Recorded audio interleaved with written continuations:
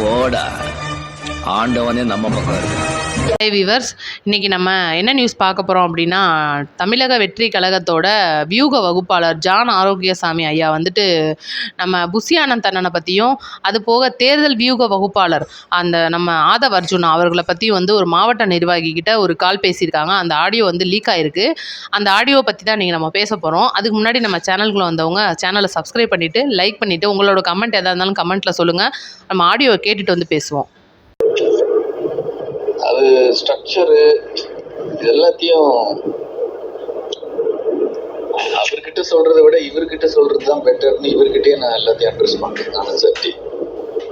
ஏன்னா அவருக்கு சொல்லி அவர் அது அந்த டெப்த்தை பிடிச்சி அவர் வந்து இவர்கிட்ட பேசவும் மாட்டார்.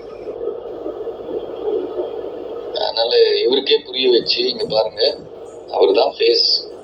நீங்க ஓவர் டாமினேட் பசங்க பண்றாங்க அப்படின்னா நீங்க கரெக்ட் பண்ணணும். தப்பு. நீங்க அப்ரூவல் கொடுக்காம எப்படி வரும்? இவர் அப்ரூவல் கொடுக்காம எப்படி சார் வரும்? புள்ளி கூட வைக்க முடியாது இவரோட அப்ரூவல் இல்லாம. அந்த அவுட்ஃபிட் அப்படி இருக்கு. மன்றங்களா இருந்து வந்ததில்லை. ஸ்ட்ரக்சர் அவரோட பார்ட்டி ப்ராப்பர்ட்டி. ஃபேஸ் இவரு அப்படி இருக்கு. இந்த ஃபேஸையுமே இவர் டாமினேட் பண்றாரு. டாமினேட்னா ஓவர் பவர் பண்றாரு. சின்ன பையன் மாதிரி தவுளோன்று 10ல் 1ன்னு போட்டுட்டு இவர் முகத்தை எப்படி பெருசா அப்படியே. இது வந்து ராங். இது துரைமுருகனை ஸ்டாலின் பிளேஸ்ல துரைமுருகனை பண்ணா என்ன ஆகும்? கட்சி உருப்படுமா? ஜெயலலிதா பிளேஸ்ல சசிகலாவை பண்ணா எப்படி இருக்கும்? எல்லா பார்ட்டிஸ்லயும் பிரசிடென்ட்டோ ஜெனரல் செக்ரட்டரியோ சிஎம் கேண்டிடேட் யாரோ அவங்க தான் ஃபேஸ். இவர் சென்டர்ல நிக்கிறார், சார் பக்கத்துல நிக்கிறார். எனக்கு அந்த பர்த்டே இது கூட ஓகே, அவரு ஒரு க்ளோஸ் நீட் டீம், அது ஓகே. வெளியில நடக்கிற விஷயங்கள் அவரே இந்த வருஷம் பர்த்டே பண்ணல. நீங்க எதுக்கு பண்றீங்க? நீங்க பண்ணக்கூடாது இல்ல.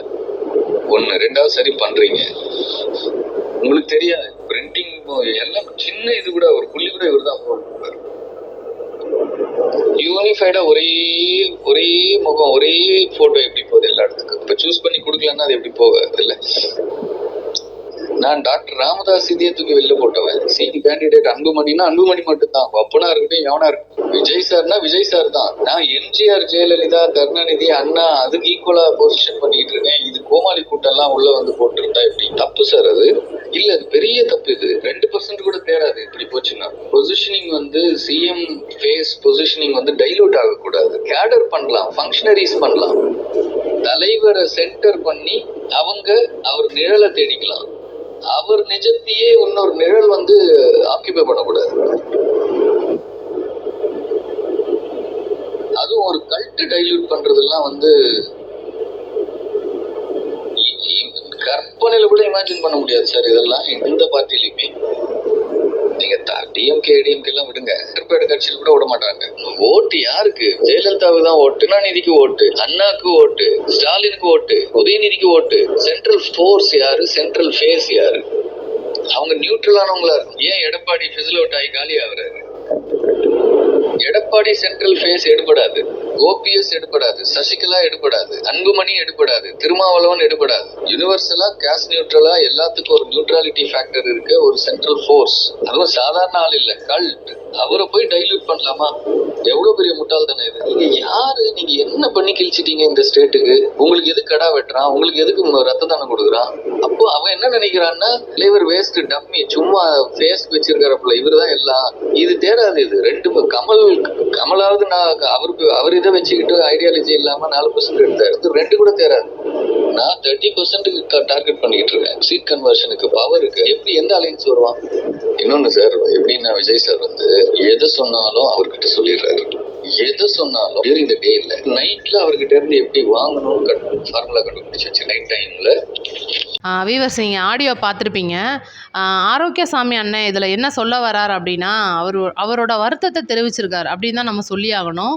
என்ன அப்படின்னா, இப்போ எல்லாரோட கட்சியும் எடுத்துக்கோங்க. தமிழ்நாட்டில் எத்தனையோ கட்சிகள் இருக்குது.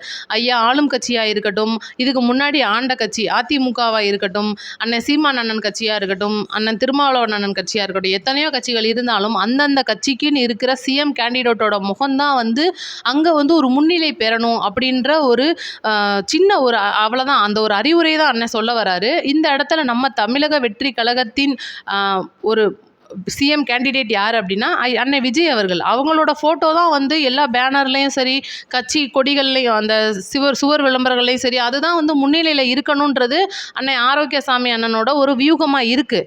ஏன்னா அவர் வந்து எத்தனையோ அரசியல் பார்த்துருப்பாங்க, எத்தனையோ கட்சிக்காக அவங்க வேலை பார்த்துருப்பாங்க. இன்றைக்கி தமிழக வெற்றி கழகத்துக்கு அவர் வந்து வேலை பார்க்கும்போது என்ன சொல்கிறாருன்னா 2% தேராது, இந்த மாதிரி போயிட்டு இருந்துச்சுன்னா தமிழ்நாட்டில் 2% கூட டிவிக்கே தேராதுன்னு அவரோட ஒப்பீனியனை சொல்லியிருக்காரு. அவர் சொன்னதில் அது கொஞ்சமாவது நம்ம யோசிச்சு பார்க்க வேண்டியது என்ன அப்படின்னா, அண்ணன் புஷியானந்த் அண்ணன் வந்து நம்ம தமிழ்நாட்டுக்காரரு கிடையாது. அவர் வந்து பாண்டிச்சேரியிலேருந்து வந்து அண்ணனோட பழைய காலத்து நட்பில் இருந்து அவங்களோட ஒரு வேலை பார்த்து மேனேஜராக இருந்து இன்றைக்கி 10 வருஷம் உழைப்பில் தான் வந்து தமிழக வெற்றி கழகத்தின் பொதுச் செயலாளராக ஆயிருக்காருன்றது எல்லாருக்குமே தெரிஞ்ச ஒரு விஷயம். இதில் என்னென்னா, இன்றைக்கி கட்சியில் புதுசாக வந்து சேர்ந்துருக்கிற அண்ணன் ஆதவ அர்ஜுனன் அண்ணனுக்கும் சட்டும் இந்த மாதிரி அவங்களுக்கும் சரி, புஷியானந்த் அண்ணனுக்கும் சரி ஆரம்பத்துலேருந்தே ஆகாது. ஆல்ரெடி பூத் கமிட்டியில் கூட புஷியானந்தனை 25,000 பேரை வந்து டூப்ளிகேட்டாக போட்டு ஏமாற்றிருக்காரு, பல லட்சம் கோடிகளை ஏமாற்றிட்டாருன்னு சொல்லி ரூமர்லாம் பரவிட்டு இருந்துச்சு, நம்ம பார்த்துருப்போம். ஜான ஆரோக்கியசாமி அவர்களுக்கும் வந்து புஷியானந்த் அவர்களுக்குமே வந்து ஒரு வேளை லடாயாக போயிட்டுருக்கு அப்படின்ற மாதிரி தான் நம்ம பார்க்க தோணுது. அதில் என்னென்னா, அவர் சொல்கிறது கரெக்டான விஷயம். சிஎம் கேண்டிடேட்டோட அந்த ஒரு முகம் தான் வந்து பேனர்லையும் சரி, கட்சி அலுவலகங்களையும் சரி முன்னிலை வகிக்கணும் அப்படின்னு சொல்லி அவங்க சொல்கிறது கரெக்டான ஒரு விஷயமாக தான் இருக்குது. ஏன்னா இன்றைக்கி ஸ்டாலின் ஐயாவோட முகம் இல்லை அப்படின்னா டிஎம்கே கிடையாது, அம்மா ஜெயலலிதா அம்மாவோட முகம் இல்லை அப்படின்னா அதிமுக கிடையாது, அண்ணன் திருமாவளவன் இல்லை முகம் இல்லை அப்படின்னா விசிக கிடையாது, அண்ணன் சீமானனோட முகத்தை தவிர்த்து நாம் தமிழர் கட்சியில் வேற எந்த முகமும் அங்கே ஜொலிக்காது.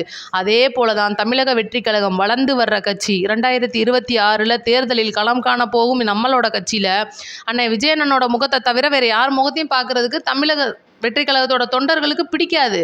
டிவிகேவை பொறுத்த வரைக்கும் சிஎம் கேண்டிடேட் யார், அண்ணன் விஜயண்ணன் அவர்கள். அவங்களோட ஃபோட்டோ தான் வந்து பெரிய அளவுலையும் சரி, பேனர்லையும் சரி இருக்கணும்னு ஒவ்வொரு தொண்டனும் நினைப்பாங்க. அதே போல் இங்கே மதுரை பாடப்பத்தியில் நடக்க போகிற மாநாட்டுக்கும் சரி, மாநாட்டுக்கு முன்னாடி சில பேனர்கள்லாம் வச்சுருந்தாங்க. இப்போ அந்த பேனர்கள் எடுக்கப்பட்டது. அதில் என்னென்னா, சிஎம் விஜயண்ணனோட கேண்டிடேட் அந்த ஃபோட்டோவுக்கு அப்படியே ஆப்போசிட்டில் அண்ணன் புஷியானந்த் அண்ணனோட படமும் அதுக்கு நிகராகவே, அதாவது விஜயண்ணனோட படத்துக்கு நிகராகவே வந்து பெரிய பெரிய பேனர்களில் கட்டி வச்சுருந்தாங்க. இப்போ என்ன காரணத்துக்காகவோ தெரியல, அதெல்லாம் நீக்கிட்டாங்க. அப்போ அதெல்லாம் பார்க்கும்போது என்ன தெரியுது, விஜய் அண்ணன் வந்து சும்மா தானா? அப்போ ஒரு சிஎம் கேண்டிடேட்டுன்னு சொல்லிட்டு கட்சியோட ஒரு முதல்வர் ஆக போகிற வேட்பாளர்னு சொல்லிட்டு பூரா பொறுப்புகளையும் அண்ணன் புஷியானந்தனுக்கு கொடுத்துட்றாரு போல. வெளியிலேருந்து பார்க்குறவங்களுக்கு அந்த ஒரு கண்ணோட்டம் தான் இருக்குன்றத ஜான ஆரோக்கியசாமி ஐயா அவர்கள் கரெக்டாக சொல்லியிருக்காங்க. இதுதான் எங்களோட விருப்பமும்.